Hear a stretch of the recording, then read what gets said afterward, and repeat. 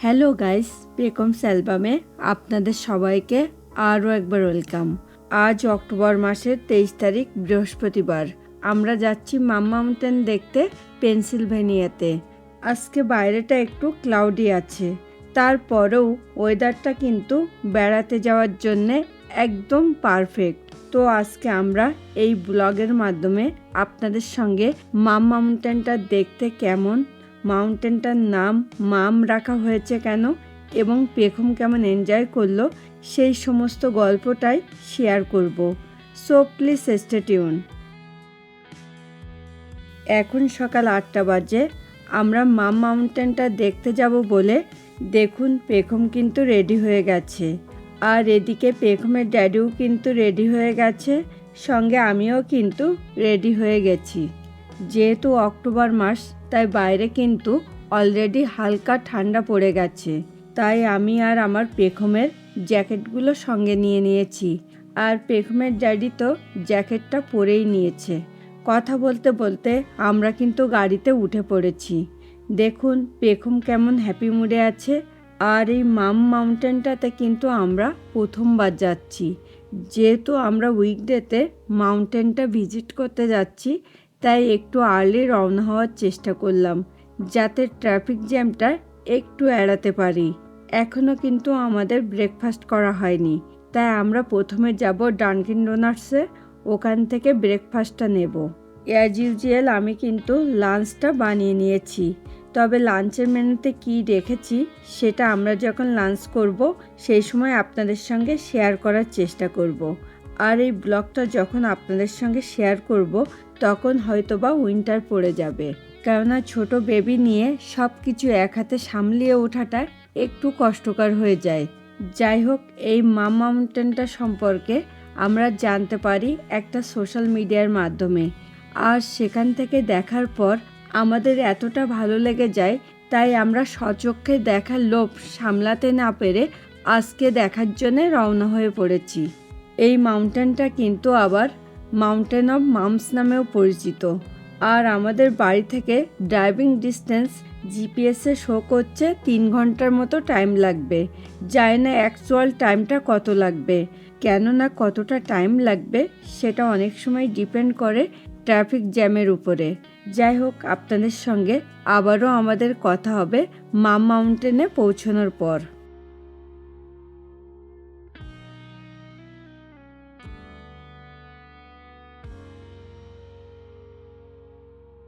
আমরা কিন্তু মাম মাউন্টেনের পার্কিং লটে চলে এসেছি।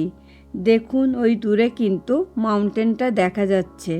আর অলরেডি অনেকেই কিন্তু এখানে মাউন্টেনটা ভিজিট করার জন্যে চলে এসেছে।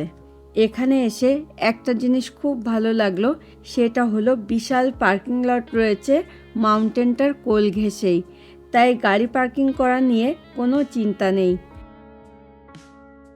দেখুন মাউন্টেনটা দেখতে কিন্তু ভীষণই সুন্দর। আমরা সোশ্যাল মিডিয়াতে যেমনটা দেখেছিলাম, আমার মনে হয় তার থেকেও অনেক অনেক বেশি সুন্দর। এখন পেখম আর পেখমের ড্যাডি মাউন্টেনের উপরের দিকে যাচ্ছে। দেখুন ফুলগুলো কিন্তু ভীষণই কালারফুল, আর এই ফুলটার নাম কিন্তু মাম, তাই এই ফুলের নাম অনুসারে কিন্তু এই মাউন্টেনটার নাম রাখা হয়েছে মাম মাউন্টেন।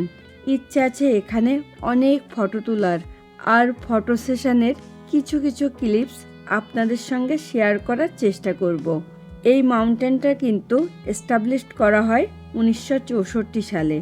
আর এই মাউন্টেনটার হাইট হলো কিন্তু 40 ফুট এবং ওয়াইড হলো কিন্তু 175 ফুট। এখানে আসার পর আমরা খোঁজ নিয়ে যতটুকু জানতে পেরেছি সেটা হলো এই মাউন্টেনটার চারপাশ দিয়ে অ্যারাউন্ড 10,000 মাম ফ্লাওয়ার্স ট্রি আছে।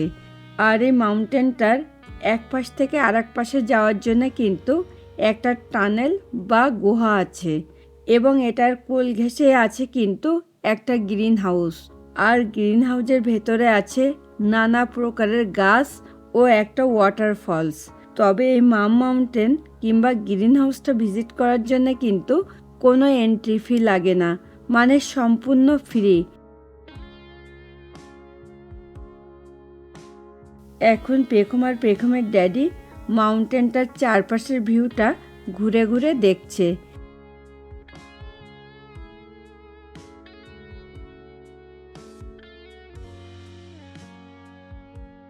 দেখুন ওই দূরে কিন্তু গ্রিন হাউসটা দেখা যাচ্ছে। আর যত বেলা বাড়ছে তাতে করে কিন্তু এখানে আস্তে আস্তে ভিজিটরের সংখ্যাও বাড়ছে। অনেকেই দেখলাম এই মাউন্টেনটার সৌন্দর্য দাঁড়িয়ে উপভোগ করছে, কেউ ফটো তুলছে, কেউ বা আবার রিলস বানাচ্ছে। আসলে এটা সৌন্দর্য চোখে না দেখলে ভাষায় প্রকাশ করাটা কিন্তু সত্যিই অনেকটা কষ্টকর। আর এই মাউন্টেনটা কিন্তু রিলস বানানোর জন্যে সত্যিই একটা বেস্ট প্লেস। তাই যারা এই মাউন্টেনটার কাছাকাছি থাকেন বা রিলস বানাতে পছন্দ করেন তাহলে বলবো অন্তত একবার এই মাউন্টেনটা ভিজিট করতে পারেন। এটা এক কথায় অসাধারণ। আর সামনে হ্যালোইন, তাই এখানে কিন্তু অনেক কুমড়ো রাখা আছে। গ্রিন হাউসের প্রবেশের মুখেই রাখা আছে লঙ্কার গাছ। দেখুন লঙ্কাগুলো দেখতে কিন্তু ভারী মিষ্টি।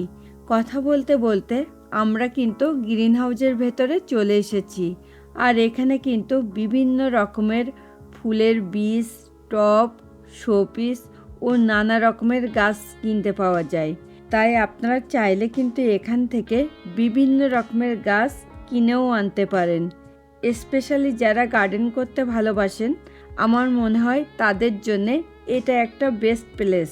তো আজকের এই ব্লগটা আপনাদের কেমন লাগলো সেটা কিন্তু আমাদেরকে প্লিজ কমেন্ট করে জানাতে অবশ্যই ভুলবেন না। আর ভিডিওটা ভালো লাগলে কিন্তু প্লিজ একটা লাইক করে দেবেন এবং যদি সম্ভব হয় আজকের এই ব্লগটা আপনাদের ফ্রেন্ডস অ্যান্ড ফ্যামিলির মাঝেও প্লিজ একটু শেয়ার করে দেবেন। আর আমাদের চ্যানেলটাকে সাবস্ক্রাইব করে প্লিজ পেখমস অ্যালবামের সঙ্গে থাকবেন। দেখুন এখানে কিন্তু বিভিন্ন প্রকারের গাছ আছে, তবে আমার দেখে যতটুকু মনে হয়েছে মোস্টলি ফুলের গাছ। এখন আমি গ্রিন হাউসের এক অংশ আপনাদেরকে দেখিয়ে দিচ্ছি, বাকি অংশটা আপনাদেরকে আমরা লাঞ্চ করার পর শেয়ার করব। কেননা অলরেডি অনেকটাই দেরি হয়ে গেছে। শুধু আমরাই হাংরি না, পেখমও কিন্তু বেশ হাংরি। দেখুন পেখমের ড্যাডির কোলে কি সুন্দর চুপচাপ আছে। তবে লাঞ্চ করার আগে আপনাদেরকে টানেলটা একটু দেখিয়ে দেব, সঙ্গে ছোট করে একটা ফটো সেশনও করার ইচ্ছে আছে। এখন আমরা আস্তে আস্তে টানেলের দিকে যাচ্ছি। আর আজকে বাইরে কিন্তু অনেক উইন্ডি, তারপরও পেখম কিন্তু সব কিছু খুব এনজয় করছে। শুধু পেখমই না, আমরাও কিন্তু ভীষণ এনজয় করছি। ইউজুয়ালি আমরা যেসব জায়গায় বেড়াতে যাই আমার কাছে মনে হয়েছে তার থেকে এখানে একটু বৈচিত্র্য বেশি। কেননা ফুলগুলো এত কালারফুল, তাই আপনি যে কালারের ড্রেস পরেই আসুন না কেন ম্যাচিং হয়ে যাবে। তাই এখানে ফটোগুলোও কিন্তু খুব সুন্দর ওঠে। কথা বলতে বলতে আমরা কিন্তু টানেলের বাইরে চলে এসেছি। এখন আমরা এখানে একটু ফটো তুলব। দেখুন পেখমের ড্রেসের কালার কম্বিনেশনের সঙ্গে ফুলগুলোর কালার কি সুন্দর মিশে গেছে। সত্যি এটা কিন্তু একটা ভালো লাগার মতো জায়গা।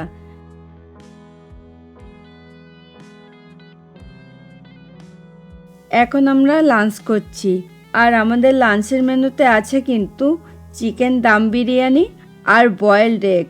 আর আমরা লাঞ্চ করার আগেই পেখমকে খাইয়ে দিয়েছি। আমরা যে কোনো জায়গায় বেড়াতে গেলে চেষ্টা করি স্পেশালি লাঞ্চটা বানিয়ে নিয়ে আসার। কেননা সব টুরিস্ট স্পটের কাছাকাছি খাবার দাবার পাওয়া যায় না, একটু দূরে যাওয়া লাগে। এবং পাওয়া গেলেও সব জায়গায় আবার আমাদের পছন্দ মতো খাবার পাই না। যেমন দেখুন এই মাম মাউন্টেনের আশেপাশে কিন্তু কোনো খাবারের দোকান নেই। ভাগ্যিস লাঞ্চটা বানিয়ে এনেছিলাম, তা না হলে লাঞ্চ করার জন্যে আমাদেরকে আবার অনেকটা দূরে যেতে হতো।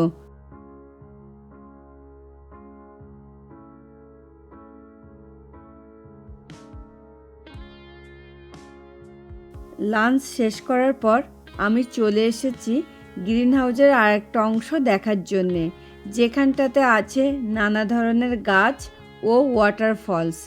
আরেকটা কথা, এই মাম মাউন্টেনটা ভিজিট করার জন্যে বেস্ট টাইম হলো কিন্তু মিড অক্টোবর থেকে লেট অক্টোবরের ভেতরে। কেননা এই সময়ে সব ফুলগুলো একসঙ্গে ফুটে যায়, যেটা মাম মাউন্টেনের বিউটি বা মেন আকর্ষণ বলতে পারেন।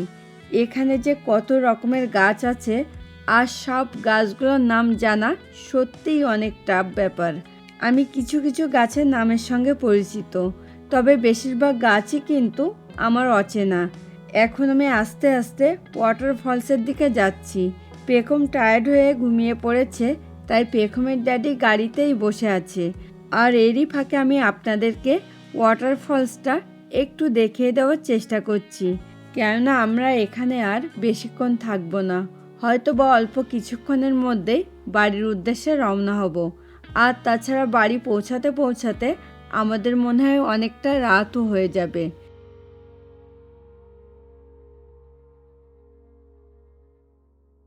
দেখুন এই সেই ওয়াটারফলসটা। এখন আমি চেষ্টা করছি আপনাদেরকে জুম করে একটু কাছ থেকে এটা দেখিয়ে দেওয়ার। আর এই মাম মাউন্টেনটা আমাদের এতটাই ভালো লেগেছে যে ইচ্ছে আছে পেখম আরেকটু বড় হলে ওকে নিয়ে আরেকবার এখানে ভিজিট করার। তো আপনাদের এই ওয়াটারফলসটা কেমন লাগলো সেটা কিন্তু প্লিজ একটু কমেন্ট করে জানাবেন।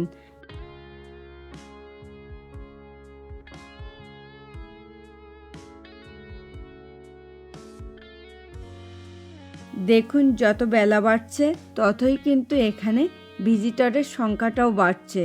আর আমরা যখন এসেছিলাম তখন কিন্তু হাতে গোনা মাত্র 2-4 জন ভিজিটর এখানে ছিল। দেখুন সবাই কিন্তু এখন ফটো তোলা নিয়ে ব্যস্ত। যেহেতু আমরা উইকডেতে এসেছি, তারপরেও কিন্তু এখানে অনেক ভিজিটর এসেছে। আর আমার মনে হয় উইকেন্ডেতে এই ভিজিটরের সংখ্যাটা অনেক বেশি থাকে। দেখুন পেখম কিন্তু সারাদিন ঘোরাঘুরির পরও একটুও টায়ার্ড হয়নি, বরং ও বেশ খোশ মেজাজেই আছে। এখন আমরা বাড়ির উদ্দেশ্যে রওনা হচ্ছি। সত্যি মাম মাউন্টেনের অপরূপ সৌন্দর্য ও চারপাশের ভিউটা আমাদেরকে মুগ্ধ করেছে, তাই এখানে বারবার আসলেও কিন্তু একঘেয়েমি ভাব কাউকে স্পর্শ করতে পারবে না। আর সত্যিই খুব ভালো একটা সময় আজ আমরা কাটালাম, এবং অনেক স্মৃতিও কিন্তু আমরা সঙ্গে করে নিয়ে যাচ্ছি। তো আজকের এই ব্লগটা আমরা এখানেই শেষ করব। দেখা হবে নেক্সট ব্লগে। সেই পর্যন্ত সকলে খুব ভালো থাকুন, সুস্থ থাকুন। Thanks for watching this video. Bye bye.